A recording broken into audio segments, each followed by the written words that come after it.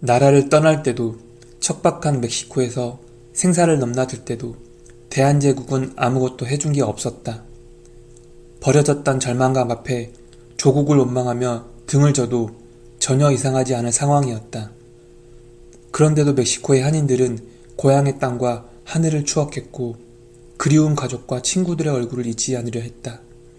그런 그들을 가장 시리에 빠지게 했던 을사늑약과 경술국치, 돌아갈 수 있다는 꿈이 꿈으로 남을 수밖에 없던 암담한 현실, 그렇다고 주저앉을 수만도 없던 일상. 조상들은 서로를 다독이며 놀랍게도 멕시코 땅에서 독립운동을 전개해 나간다. 메리다에서 가장 보고 싶었던 곳은 1945년 문을 연 엘 메르카도 시장이었다. 메리다에서 가장 큰 규모의 시장인데 외곽으로 나가는 버스 정류장까지 있어 항상 사람들로 붐비는 장소였다. 일제의 한국 병탄 소식이 전해지자 애니깽 농장에서 해방된 한인들은 과거 노지와 낮은 구릉지대였던 이곳에 나라를 되찾겠다며 1910년 11월 17일 독립군 양성을 위해 숙무학교를 설립한다. 숙무학교는 메리다 지방의 초대 회장이었던 이근영이 1909년 작둔 등 세 개 지역에서 학생 수십 명을 모아 병법 체조를 훈련시키고 숙무 정신을 기른 것에서 출발한다.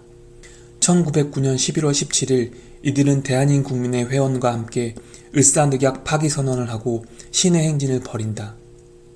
당시 한인들은 500여 장의 스페인어 전단을 배포하며 멕시코인에게 대한독립의 지지와 응원을 부탁한다. 1910년 5월에는 메리다 지방의 창립 1주년 기념시가 행진에 나선다. 당시 멕시코인들은 군복까지 차려입은 한인들을 보고 비바 꼬레아란 찬사를 보낸다. 태평양 건너에서 이게 무슨 소용이냐고 반문할 수도 있지만 아니다. 그들은 나와 우리 민족이 살아있음을 만방에 알리고 매일같이 본인이 누구인지를 자각해야 했던 사람들이었다. 그것이 그들의 존재 이유였다.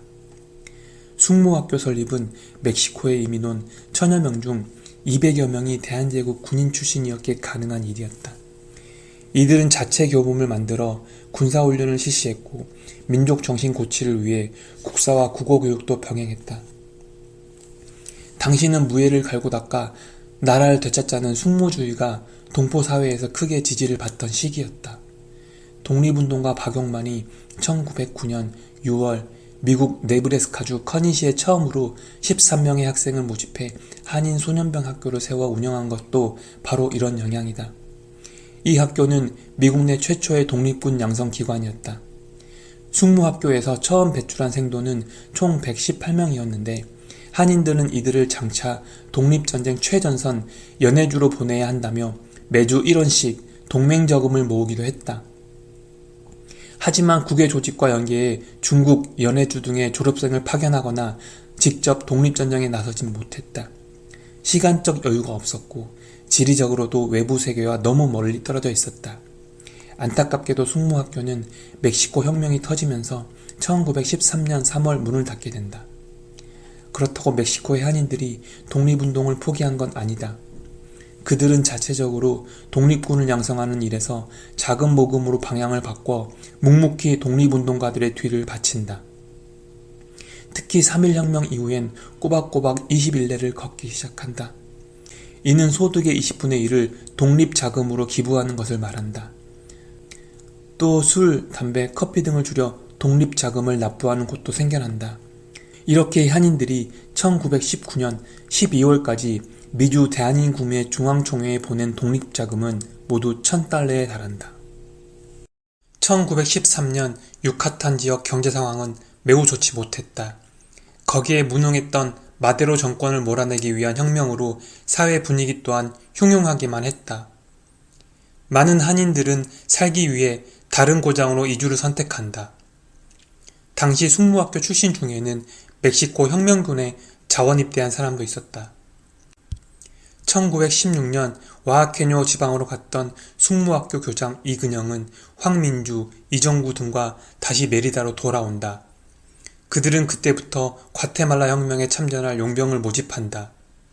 당시 과테말라는 23년간 장기 통치를 이어가던 가브리엘 대통령을 축출하려는 움직임이 한창이었다. 모집 대상은 유카탄 지역 한인 청년들이었다. 고용금은 미화 5원이었지만 승전 시 미화 300만 원을 받는 조건이었다. 그런데 그만 일이 터지고 만다. 황민주, 이정구가 혁명군에게 받은 고용금을 가로채 도망가는 사건이 발생한다.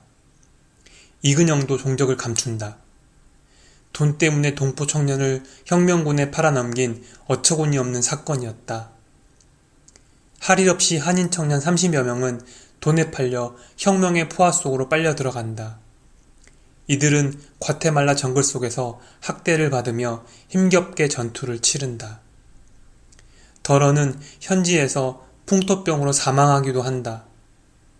살아 돌아온 사람은 그리 많지 않았다. 과테말라 한인 용병, 멕시코에서 발견한 또 하나의 슬픈 역사였다. 왠지 1905년 제물포에서 배를 탄 사람들과 크게 다르지 않은 이야기. 바뀐 게 있다면 이민 브로커 마이어스 역을 한인 동포가 했다는 것.